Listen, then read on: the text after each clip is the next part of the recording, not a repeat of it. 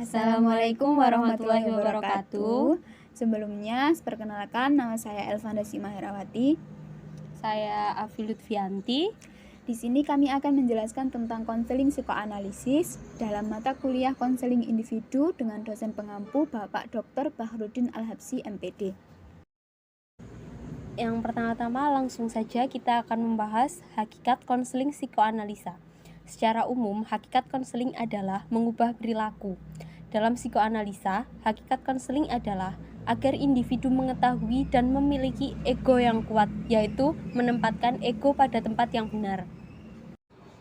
Nah, untuk yang kedua, kita akan membahas sejarah psikoanalisa. Dalam perkembangannya, Freud menggunakan teknik asosiasi bebas atau free association yang kemudian menjadi dasar dari psikoanalisis. Teknik ini ditemukan ketika Freud melihat beberapa pasiennya tidak dapat dihipnotis atau tidak memberi tanggapan terhadap sugesti atau pertanyaan yang mengungkap permasalahan klien. Selanjutnya, Freud mengembangkan lagi teknik baru yang dikenal sebagai analisis mimpi. Nah, untuk yang ketiga, kita akan membahas pengertian psikoanalisis. Psikoanalisis merupakan salah satu teori psikologi yang diperkenalkan oleh Sigmund Freud. Psikoanalisis merupakan suatu metode penyembuhan yang bersifat psikologis dengan menggunakan cara-cara fisik. Yang menjadi dasar dalam teori psikoanalisa adalah tentang ketidaksadaran atau unconscious. Yang selanjutnya ada struktur mental manusia. Yang pertama ada kesadaran. Pada kesadaran, tingkat kesadaran berisi semua hal yang kita cermati pada saat tertentu. Yang kedua ada ambang sadar. Pada tingkatan ini, tingkat kesadaran yang menjadi jembatan antara sadar dan tidak sadar. Yang terakhir ada ketidaksadaran. Bagian paling dalam dari struktur kesadaran dan menurut Freud merupakan bagian terpenting dari jiwa manusia adalah ketidaksadaran. Yang selanjutnya ada struktur kepribadian manusia. Yang pertama ada id. Id merupakan kebutuhan alami manusia secara naluri. Yang kedua ada ego. Ego adalah usaha memenuhi kebutuhan id dengan cara yang diterima sosial. Yang ketiga ada superego. Superego merupakan perilaku moral yang didapat dari nilai dan norma dari lingkungan dan masyarakat. Nah, untuk selanjutnya, dalam psikoanalisa, perilaku sehat dan tidak sehat itu memiliki ciri-ciri sebagai berikut. Yang pertama, ciri-ciri pribadi sehat itu antara id, ego, dan superego itu seimbang, tidak dominan salah satunya. Sedangkan ciri-ciri pribadi tidak sehat antara id, ego, dan superego itu tidak seimbang atau dominan salah satunya. Yang selanjutnya ada mekanisme pertahanan ego. Mekanisme pertahanan ego meliputi 1. Represi. Represi maksudnya adalah penghapusan atau pemindahan tanpa sengaja dari sesuatu yang muncul dari kesadaran. Yang kedua ada penyangkalan. Penyangkalan di sini maksudnya adalah pertahanan melawan kecemasan, dalam kutip menutup mata terhadap keberadaan kenyataan yang mengancam. Selanjutnya ada formasi reaksi. Maksudnya adalah melakukan tindakan yang berlawanan dengan hasrat ketidaksadaran. Selanjutnya ada proyeksi. Proyeksi di sini melimpahkan sifat-sifat tertentu yang tidak bisa diterima oleh ego kepada orang lain. Kemudian ada displacement. Displacement maksudnya adalah mengalihkan energi kepada objek atau orang lain apabila objek asal tidak bisa disangkau. Selanjutnya rasionalisasi. Maksudnya memalsukan diri sehingga kenyataan yang mengecewakan menjadi tidak begitu menyakitkan. Selanjutnya ada sublimasi. Sublimasi mengalihkan energi seksual atau agresif pada hal yang bisa diterima secara sosial bahkan lebih diminati.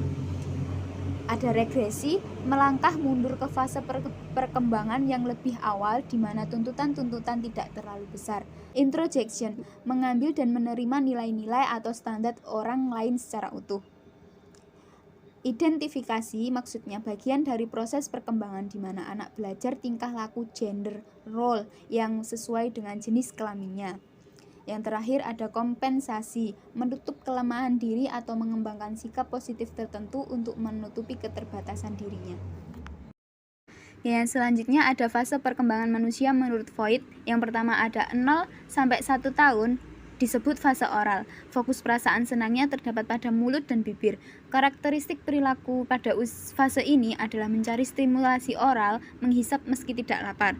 Hasil yang tidak diharapkan ketika fokus perasaan senangnya tidak terpenuhi ada alkoholisme, merokok, menggigit kuku, haus akan perhatian, dan penakut. Yang kedua, ada fase pada usia 1-3 tahun. Fase ini disebut fase anal. Fokus perasaan senang pada fase anal ada di bagian rektum. Karakteristik perilakunya adalah menikmati saat mengeluarkan dan menahan feses. Hasil yang tidak diharapkan atau fiksasinya adalah kepribadian menantang, bosan, takut dimarahi, hasrat merusak, dan lain-lain.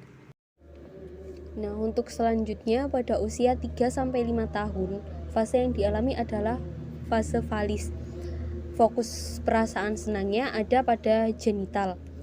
Sedangkan untuk karakteristik perilakunya seperti tertarik genital, jatuh cinta pada orang tua dengan jenis kelamin yang berbeda.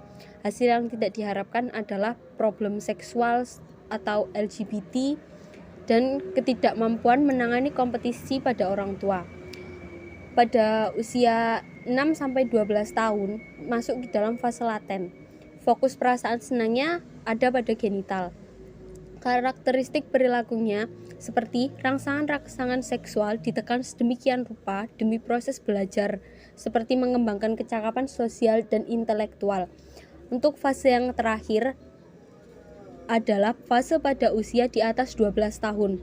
Fase ini disebut dengan fase genital. Fokus perasaan senangnya ada pada genital. Karakteristik perilakunya adalah membangun hubungan dengan lawan jenis. Selanjutnya ada teknik-teknik konseling psikoanalisa. Yang pertama ada asosiasi bebas. Asosiasi bebas maksudnya adalah teknik yang memberikan kebebasan kepada konseli untuk mengemukakan segenap perasaan dan pikirannya. Pada teknik ini, konseli melepaskan perasaannya melalui proses katarsis, sehingga dia dapat melepaskan segenap perasaan yang mengekangnya.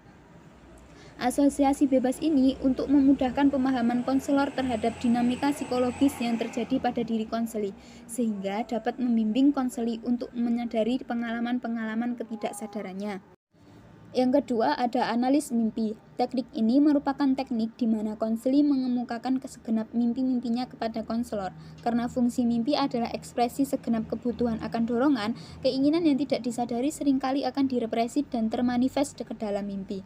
Interpretasi mimpi ini dimaksudkan untuk mengajak konseli menafsirkan makna-makna yang tersirat dalam mimpi yang berhubungan dengan dorongan ketidaksadarannya.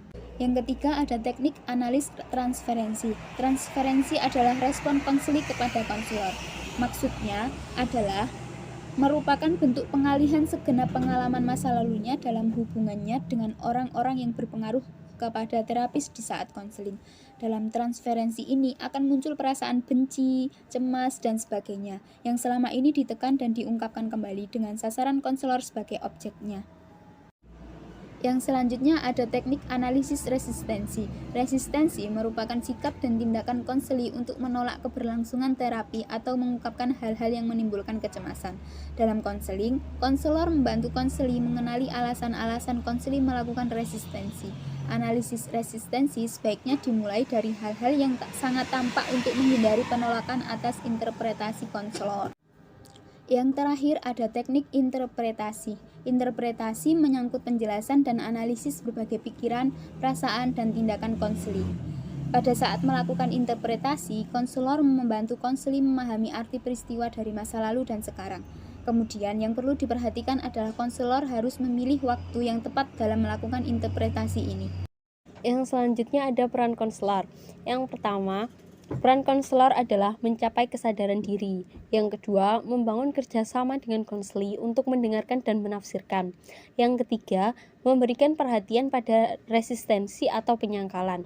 Yang terakhir, memberikan penjelasan tentang makna proses. Nah, yang berikutnya ada peran konseli.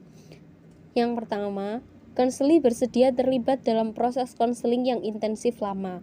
Yang kedua, konseli bersedia mengungkapkan perasaan, pendalaman asosiasi, ingatan dan fantasi, atau resistensi dan transferensi. Yang terakhir, konseli tidak merubah gaya hidup. Oke, yang selanjutnya ada tahap-tahap konseling psikoanalisa. Yang pertama ada tahapan pembukaan. Tahapan ini terjadi pada permulaan interview hingga masalah konseling dapat ditetapkan. Pada tahap ini terjadi 2 tahap juga, yakni yang pertama ada kesepakatan. Di sini disepakati mengenai struktur situasionalis yang menyangkut tanggung jawab konselor dan konseli. Yang kedua ada kesimpulan. Di tahap ini dimulai dengan konseli menyimpulkan posisinya, sementara konselor terus mempelajari dan memahami dinamika konflik-konflik ketidaksadaran yang dialami konseli. Yang kedua ada pengembangan transferensi. Pada fase ini perasaan konseli mulai ditunjukkan kepada konselor. Pada tahapan ini juga konselor harus menjaga komunikasi dengan konseli agar tidak terjadi kontra di antaranya. Pengembangan dan analisis transferensi merupakan inti dalam konseling psikoanalisis. Yang ketiga, ada bekerja melalui transferensi. Tahap ini mencakup mendalami pemecahan dan pengertian konseli sebagai orang yang terus melakukan transferensi. Tahap ini dapat tumpang tindih dengan tahap sebelumnya. Hanya saja transferensi terus berlangsung dan konselor berusaha memahami tentang dinamika konseli. Yang keempat ada resolusi transferensi. Pada tahap ini tujuannya adalah untuk memecahkan perilaku neurosis konseli yang ditunjukkan kepada konselor sepanjang melakukan hubungan konseling. Nah, yang selanjutnya ada kelebihan konseling psikoanalisis. Yang pertama, adanya motivasi yang tidak selamanya disadari. Yang kedua, adanya kepribadian dan teknik psikologi. Yang ketiga, adanya model penggunaan wawancara sebagai alat terapi. Yang keempat, pentingnya masa kanak-kanak dalam perkembangan kepribadian. Yang kelima, kehidupan mental individu menjadi bisa dipahami dan dapat memahami sifat manusia untuk meredakan penderitaan manusia. Dan yang terakhir, pendekatan ini dapat mengatasi kecemasan melalui analisis atas mimpi-mimpi, resistensi-resistensi, dan transferensi-transferensi. Yang selanjutnya ada kekurangan konseling psikoanalisis. Yang pertama ada pandangan yang terlalu deterministik, dinilai terlalu merendahkan martabat kemanusiaan. Yang kedua, terlalu banyak menekankan kepada masa kanak-kanak dan menganggap kehidupan seolah-olah ditentukan oleh masa lalu. Selanjutnya, cenderung meminimalkan rasionalitas. Perilaku yang ditentukan oleh energi psikis adalah suatu yang meragukan. Yang terakhir, kurang efisien dari segi waktu dan biaya. Sekian penjelasan dari kami, kurang lebihnya kami mohon maaf. Terima kasih. Wassalamualaikum warahmatullahi wabarakatuh.